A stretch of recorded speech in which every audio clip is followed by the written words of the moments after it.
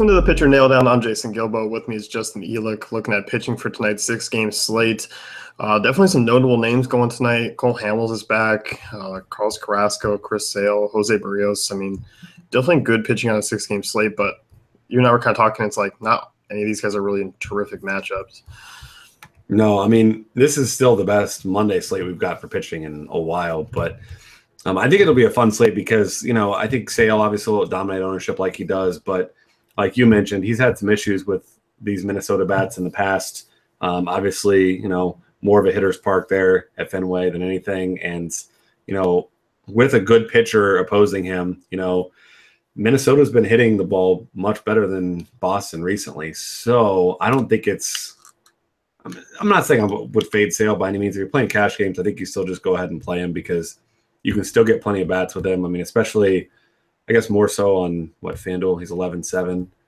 It's not that bad of a price. So you can still get some bats in there, but there are other options. I don't think it's going to be one of those days where you see, 80% of people on Sale in cash games because they're going to want to try to get that one extra bat in there. So Sale's a fine option, of course. I think if you're playing two pitchers, you almost have to play him as one. But in GPPs, I definitely see some merit to fading him. Yeah, I do. I mean, you look at his game against Minnesota earlier this year. Yeah, it wasn't bad. Allowed 4 earned runs, but had the 10 strikeouts to back him up. You look in his prior years, like in Chicago against Minnesota, over a 5 ERA against him. He just never had strong outings. I mean, even when he did, it wasn't like they were just jumping off like 30-plus DK point games or 50-plus FanDuel games. So I can see fading him just because there are other options. Like, I don't mind Carrasco as that pivot. Jeff Samardzija, who we'll talk about in a little bit. Like, there's definitely some moves to make. Yeah, I mean, it's definitely one of those slates where if I didn't get Chris Sale in my lineup tonight, I don't think I'd be really worried right off the bat that, I made a big mistake. So I think it's going to be a really interesting one. I'm with you on Carrasco. I mean, I think, honestly, if I'm not going to play Chris Sale in cash games, I think it's going to be I'm going to go ahead and pay all the way down to Samardzija and then just get a bunch of big bats in there. Because, I mean, $3,400 cheaper on FanDuel. On DraftKings, he's $4,500 cheaper. So, I mean, you can get a couple extra really big bats in there with him. And, I mean, by far the lowest total, 7.5 runs. He's only a marginal favorite, mostly because his offense is absolutely terrible. But big ballpark. And, I mean, the guy doesn't walk anybody. He doesn't give up many home runs. We keep talking about how he's been one of the better pitchers that nobody talks about. So, I think regardless of his ownership tonight, I think it'll be lower than it should be. Yeah, I'm with you. I mean, Samardzija just makes sense, price-wise. DK, where you do have to play two pitchers, I just don't see a lineup for me where I'm, like, fading Samardzija maybe outside of one or two just because, if he does blow up. But I just don't see that happening. As you pointed out before the show, I mean, just a really low run total. If this Giants offense was actually hitting the ball, he'd probably be a huge favorite, but that's just not the case.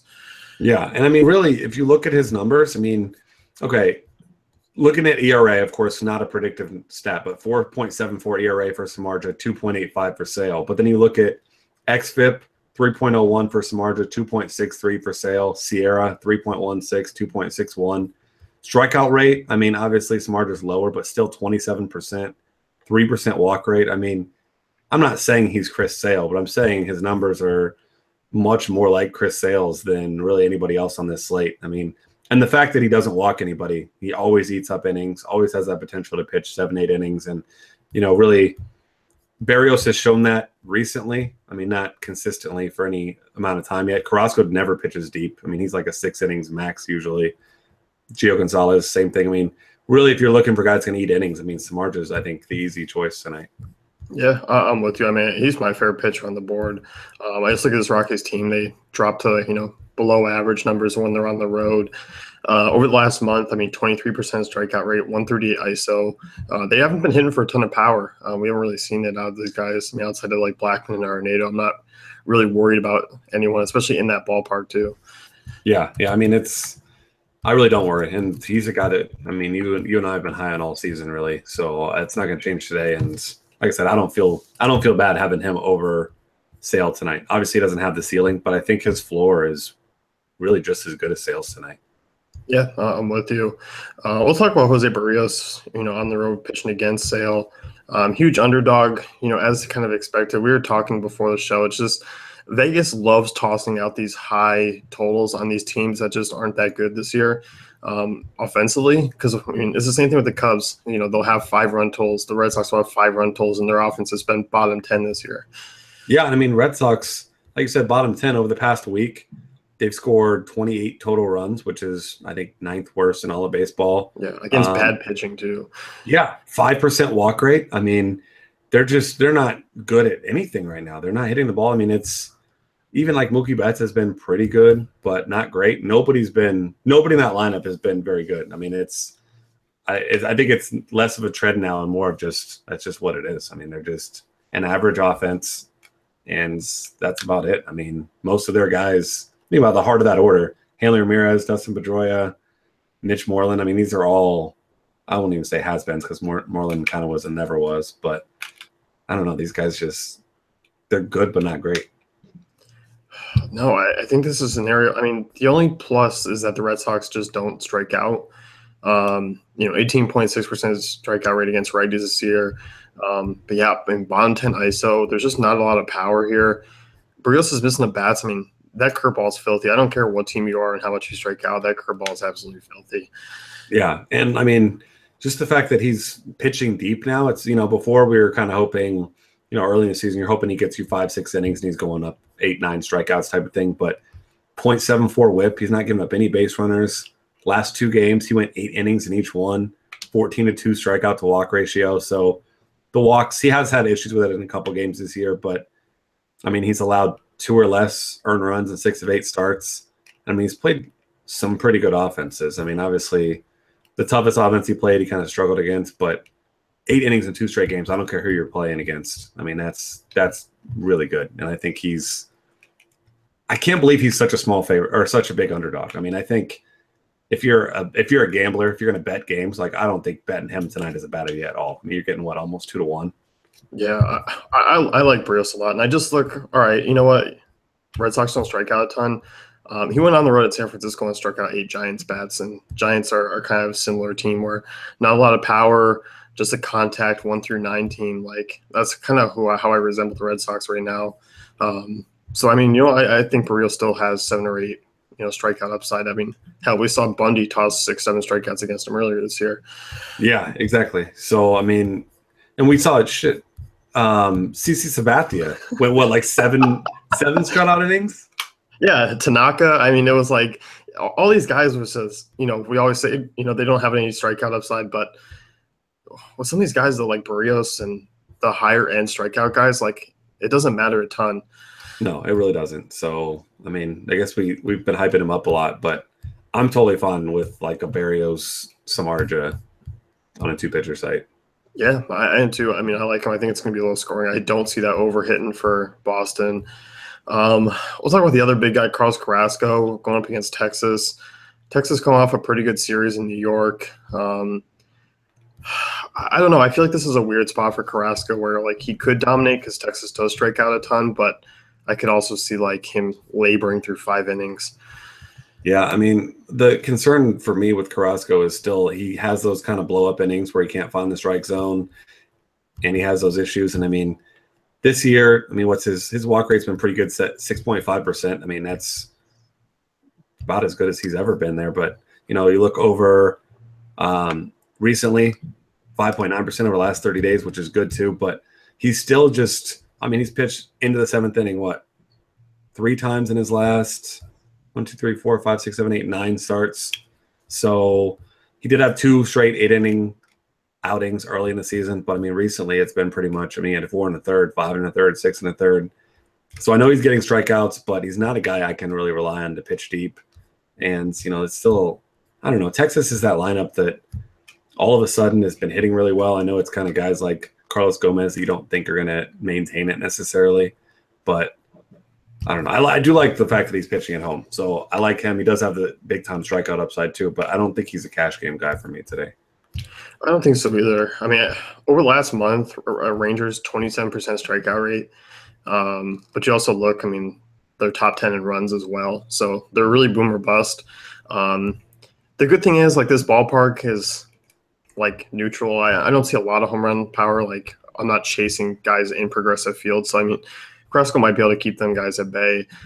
I kind of just want to see what that lineup looks like. Like if Mazara's out, if Gallo's out, and there's like 7 right-handers in there, I could easily see playing Carrasco.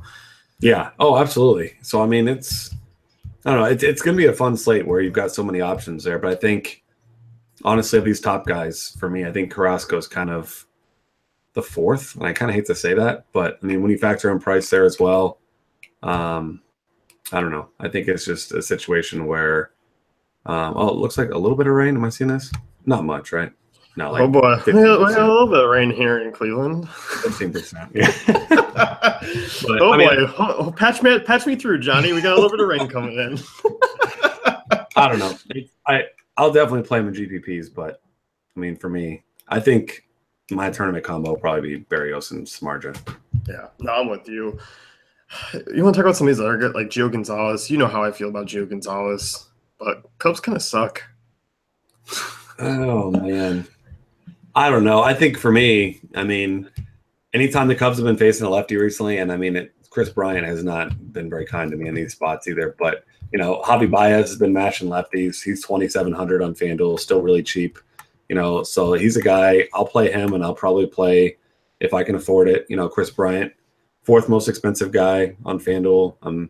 He's expensive on DraftKings also, but I mean, still a reasonably priced guy that you can get in there. And I know Gio's been better of late, and I mean, you kind of have to believe in the fact that he's kind of figured it out. I mean, over the last month, 0.56 homers per 9, 6% walk rate. I mean, those are things that we haven't seen from him in a long time. You know, still striking out 25% of guys.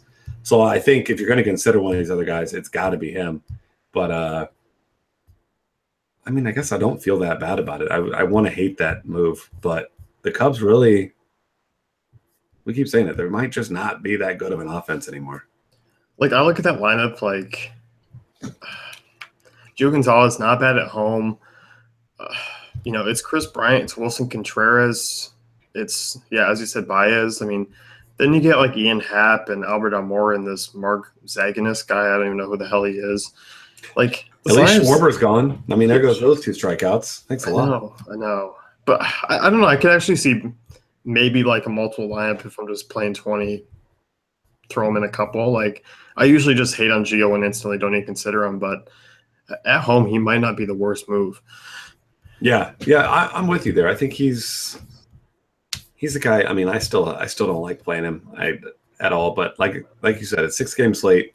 I'd much rather play him than a guy like Jordan Montgomery or Rich Hill. So if there's one other guy I'll play, it's probably him. Yeah, because I was about to jump into those guys. Like Montgomery, I really like him. I just don't like him tonight. Wind blowing out 15 miles an hour, fly ball pitcher. That doesn't bode well against a team with like 6 really good right-handed hitters up front that like hit lefties pretty well.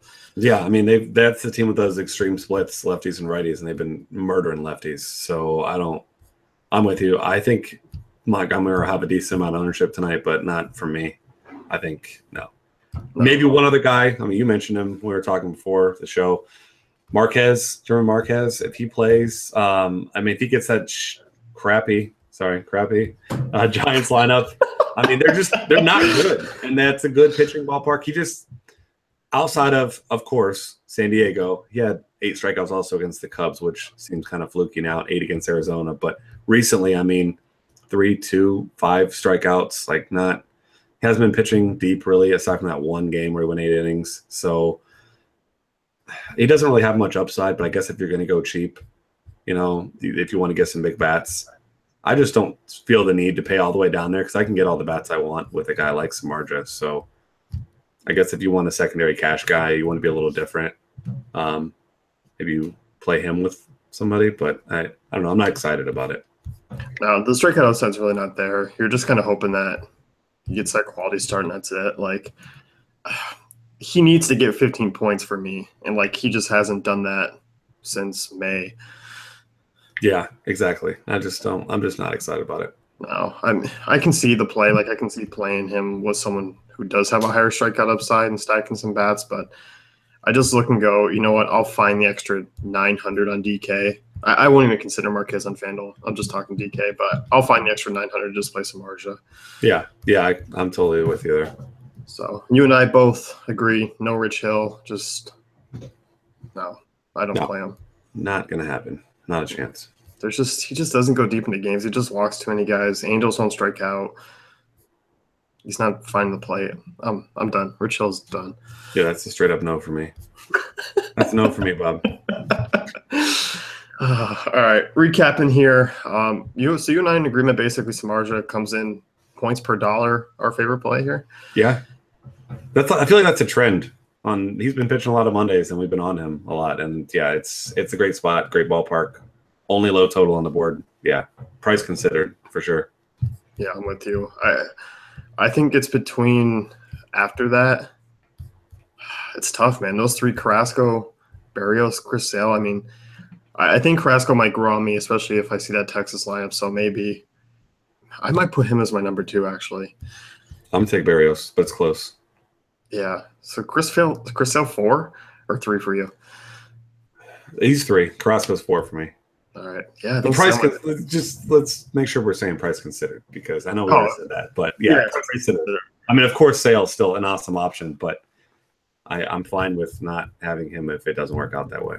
Yeah, no, I'm with you. I do think price considered that he checks in, 3 or 4. So yeah. All right, that's it. We can head on out. I get to enjoy a nice swampy day in my non-air conditioned apartment. And it's 69 degrees in here. Nice. It's still nice and cold. Oh, you have to go outside to Ohio, so I would stay inside in 69 degrees. It's beautiful outside in Ohio right now. No, it's not. It's never beautiful outside in Ohio. You've never been to Ohio. You don't know. I lived in Ohio for 9 months when I was like 4. Yeah, wow. What was that like? I bet you don't remember. I played wiffle ball in the backyard a lot. I hope you lost. I hope you struck out. No, I didn't. The humidity helped that ball carry, didn't it? That's what it was. Yeah, I would only play in July and August when the ball was carried. That's wiffle ball season in Ohio. That's all we got to look forward to. Ohio State football and wiffle ball in the humidity. That's it. So, yep. All right, that's going to wrap things up here. You can head on over to DaveFantasyCafe.com, check out your great tools and content.